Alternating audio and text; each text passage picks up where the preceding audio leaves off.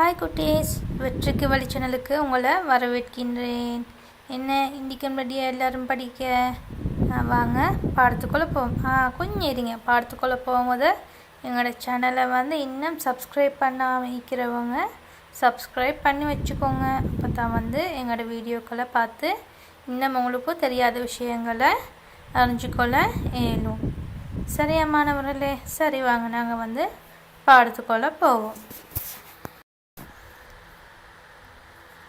இன்றைக்கி நாங்கள் படித்து போகிற படம் பார்த்து கதை கூறுவோம். சரியா மாணவர்கள்? இன்றைக்கி நாங்கள் நேற்று படத்தை பார்த்து வாக்கியம் எப்படி அமைச்சிருன்னு பார்த்தோம். இன்றைக்கி நாங்கள் ஒரு படத்தை பார்த்து ஒரு கதையை ஒன்று கூறுவோம் இல்லையா மாணவர்களே? மாணவர்களே, நாங்கள் முதலாவது படத்தை பார்ப்போம். முதலாவது படத்தில் என்ன விளங்குது? மரம் ஒண்டிக்குது, அந்த மரத்தில் கொஞ்சம் சாப்பாடு வச்சிக்குது இல்லையா?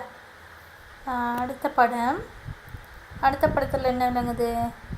அணில் ஒன்று வருது இல்லையா? அந்த சாப்பாடை தேடி, அந்த உணவை தேடி என்ன செய்யுது? யார் வராங்க? அணில் ஒன்று வராங்க. வந்துட்டு அடுத்த படம் என்ன செய்கிறாங்க? அவங்களோட கையால் என்ன செய்கிறாங்க? சாப்பாடு எடுத்து வாய்க்குள்ளே போடுறாங்க. சாப்பாடு ருசி போல். அடுத்த படத்தை பாருங்கள். சாப்பாடு ருசி ஒரு கையால் தின்னு எனக்கு போதா, நான் வாயாலே நான் திங்கிறேன் இல்லையா? நல்லா திண்டுட்டு அப்படியும் அழகாக்கு பிறகு என்ன செய்யுது? கைக்கு எடுத்து அழகாக உட்காந்து தின்னுது இல்லையா? அமர்ந்து அந்த உணவை ருசிச்சு என்ன செய்யுது? அழகாக உண்ணுது. சரி, அடுத்த படம் எங்க? அடுத்த படத்தை தின்னுட்டாங்க போல். போதும் வயிறு ஃபுல்லாக விட்டு இப்போ போதும் இல்லையா திண்டது அப்படின்ட்டு போகிறாங்க. போகவும் மனசும் இல்லை போல் இல்லையா?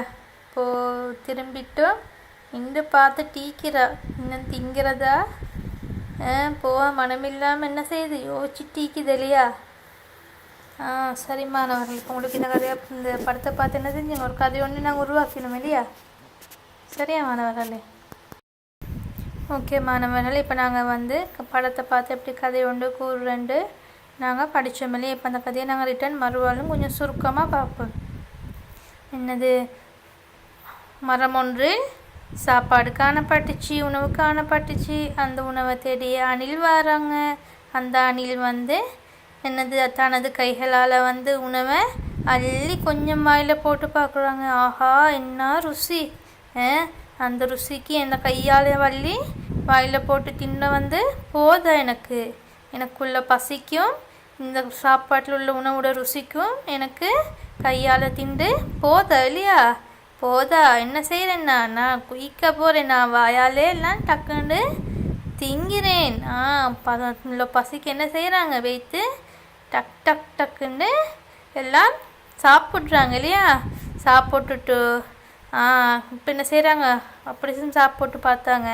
இப்போ என்ன செய்கிறாங்க? மெதுவாக அமர்ந்து அழகாக ருசிச்சு அந்த உணவு என்ன செய்கிறாங்க? உண்ணுது இல்லையா?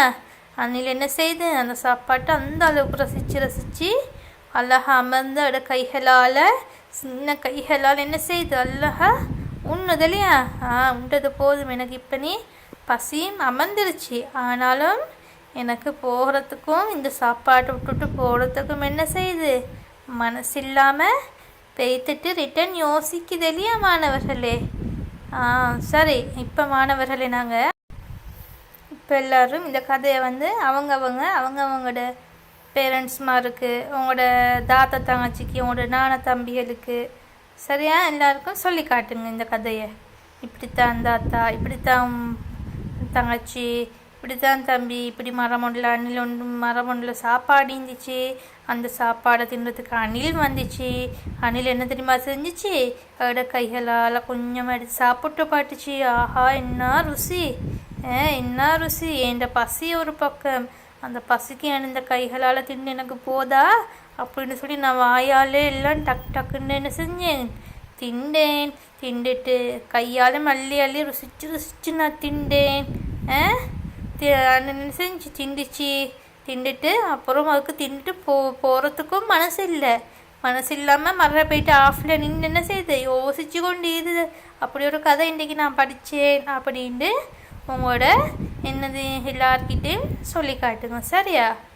சரியா மாணவர்களே? இப்போ நாங்கள் வந்து இந்த கதையை நாங்கள் இப்போ சொன்ன கதையை நாங்கள் எழுதுவோம்மா. எல்லோரும் கோப்பியில் என்ன செய்யும் இப்போ ஒவ்வொரு கதையை வந்து நாங்கள் எழுதுவோம் இல்லையா? சரி, எல்லோரும் பென்சில் எடுங்க, எடுத்து எழுதி ஸ்டார்ட் ஆகுங்க. சரி, இப்போ நாங்கள் முதலாவது படத்தில் உள்ள கதையை நாங்கள் படத்தில் உள்ளதை எழுதுவோம். சரியா? சரி, என்னது முதலாவது படம்? சரியா மாணவர்கள்? என்னது எழுதுங்க. என்னது மரத்தில் என்ன வைக்குது? உணவு வைக்குது இல்லையா? அப்போ நாங்கள் என்ன செய்வோம் பெஸ்ட்டுக்கு? மரத்தில் உணவு இருக்கின்றது. என்னது? மரத்தில் உணவு இருக்கின்றது. சரியா? சரியா மாணவர்களே? இப்போ அடுத்த படம். இப்போ அடுத்த படத்தை பற்றி என்ன எழுதலும்? என்ன செய்யுது? அணில் ஒன்று என்ன செய்யுது? அந்த உணவை தேடி வருது இல்லையா? இப்போ நாங்கள் இப்போ அடுத்த படத்துக்கு எழுதுவோம். அணில் ஒன்று அந்த உணவை தேடி வருகின்றது.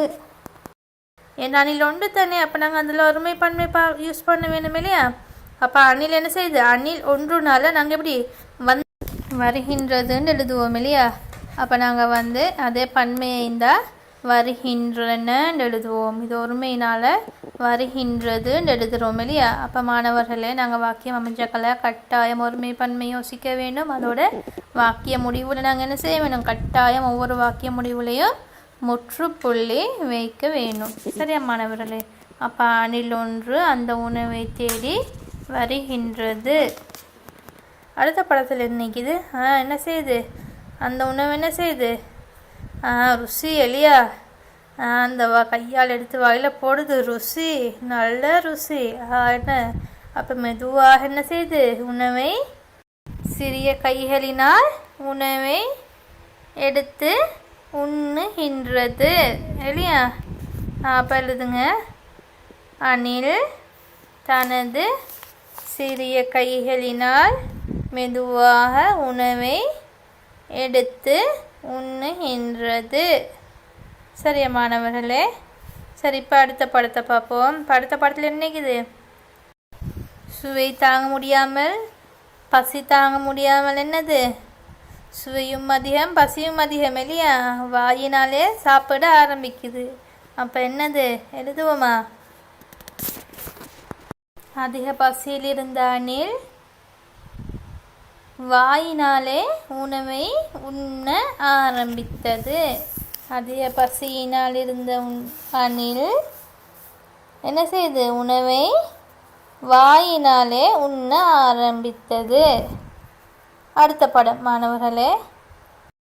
அடுத்த படம் என்னது மாணவர்களே? மீண்டும் அமர்ந்து சுவைத்து உண்ண ஆரம்பித்தது. அணில் மீண்டும் அமர்ந்தும் சுவைத்து உண்ண ஆரம்பித்தது. சரியா மாணவர்களே? அடுத்தது உணவை சுவைத்து கொண்டு என்ன செய்யுது? திரும்பியது. ஆனால் போக விருப்பமில்லாமல் யோசித்தது. சரியா மாணவர்களே? சரியா மாணவர்களே? இப்போ நீங்கள் வந்து இப்போ கதையை வந்து உங்களோட சகோதரங்கள்கிட்ட உங்களோட பேரண்ட்ஸ் மாட்ட இதை கதையை சொல்லுங்கள். அப்புறம் நீங்கள் எழுதினதையும் என்ன செய்யுங்க? எல்லாருக்கும் நல்லா உரத்து எல்லாருக்கும் வாசித்து காட்டுங்க. சரியா? வாசித்து காட்டுங்க. இப்போ மாணவர்கள் உங்களுக்கு ஒரு படத்தை பார்த்து எப்படி கதை ஒன்று எழுதுறேன்றது எல்லாருக்கும் நான் விளங்கிக்கும்னு நான் நம்புகிறேன். சரியா மாணவர்களே? எல்லாருக்கும் விளங்கிச்சு தானே? சரியா மாணவர்களே? சரி, அப்போ மாணவர்களே, நாங்கள் இந்த பாடத்தை இதோட நாங்கள் முடிச்சுவோம் இல்லையா? அப்போ இன்னும் ஒரு பாடத்தில் வந்து மீண்டும் நான் உங்களை சந்திக்கின்றேன். நன்றி.